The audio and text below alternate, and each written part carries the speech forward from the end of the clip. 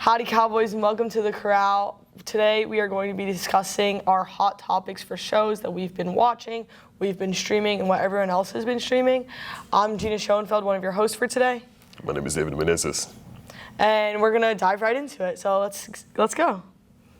So I will say the first thing that people have been watching recently, definitely with the NFL coming back, it's definitely been a lot of sports on people's minds. So people tuning in Saturday for college football and then Sunday again for the NFL. So there's been a lot of that.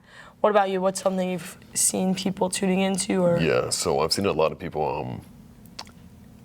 I have not seen a lot of people tune into anything. This is Joe. I will say people have been watching Suits. They re-put it on Netflix. Right, Have you seen Suits? I've looked at it. I've read about it. Do you know who Meghan Markle is?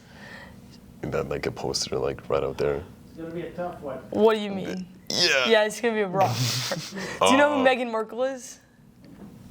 She's like the Duchess of like England, married to like Prince Harry. Princess. Yeah. Wales. So she's in Suits, actually. The Duchess Yes. is in Suits. Back in like when it was first filmed and first aired. And then all of the Suits actors were invited to the wedding in like England and like it was a big thing.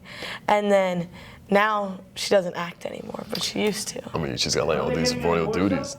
I did hear that they might be getting a divorce, so I don't know. So like, who's gonna be? There might be a revamp of Suits, is what Pichardo is saying, and I kind of agree. So we might be seeing that in the near future. Honestly, I'd be excited to see. That would be exciting to see. Yeah, I've never seen anything of it. I will say also during the summer, did you see The Summer I Turned Pretty? Have you seen that show? No, oh my God, I probably picked the worst person who doesn't watch shows. So The Summer I Turned Pretty, season 2 just dropped this summer, and it pretty much followed the 4 main characters who are 2 sets of siblings around their beach house again, but they're trying to save their beach house this time. And I will say it was a pretty good season. I mean, after every episode was a major cliffhanger, so that was great to keep us coming back and everything. And then today in class, actually, apparently Conrad, who is one of the main characters in The Summer I Turned Pretty, was a TV kid.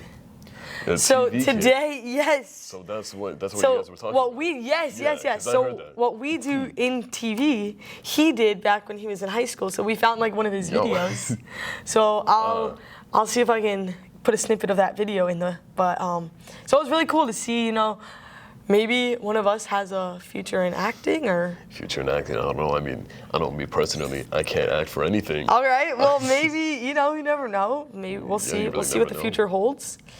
I'm trying to think. What else have people been tuning into? It's probably why I never got like a lead role in acting back in elementary school. Oh, so okay. So maybe that will be new development. Definitely. I did drama in elementary school.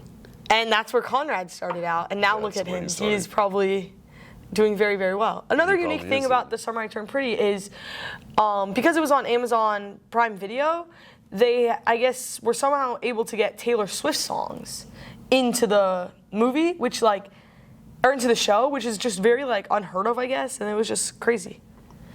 But another thing people have been watching, I guess, a little bit not on the TV show side or on the streaming side, but in the movie world, Oppenheimer and Barbie over this past summer. A lot of people have been debating, which is the better movie. Which is the better movie. I've seen a lot about that. In fact, most of our school's marching band decided. Really? Barbie. For Barbie? Oh, okay. We decided for Barbie. But I will say the whole Barbie Oppenheimer coming out on the same day was definitely big for the box offices. I know Barbie was one of the top grossing films made by a woman director, so that was very just influential, and I don't know, it made a big impact in the community. But both very good movies.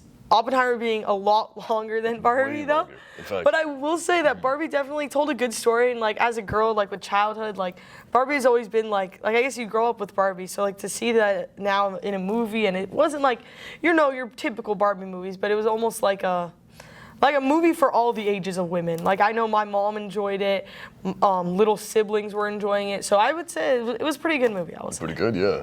So I've heard about Oppenheimer. Now I haven't seen it because I'm not willing to spend like all 3 of those hours in a movie theater. In a movie theater, it's definitely wild. Right. I'm getting a bunch of text messages from my friend. They're going like, okay, dude, I'm going to this movie theater at 10 p.m. and I'm gonna stay until 1 a.m. because this movie goes on for like 3 hours. I don't have the patience for that. I mean, I'm sure it has like a really compelling story. I think definitely also, I was told some people weren't like fully grasping it, but I will say you kind of have to go into it with the background of the history, because it's not like it's nonfiction. It's a nonfiction film. Correct, like it's based on history, so you can't be going in there blind. So obviously, if you don't have the background, you're definitely going to be bored for those 3 hours, I will say. Yeah, it's definitely gonna be like for more of like the history nerds. Like, Definitely. I love agree. history, so like, I mean, I think it would be a great movie for me. All right, guys, thank you for tuning in to our podcast on this week's episode of The Corral, and we will see you next time.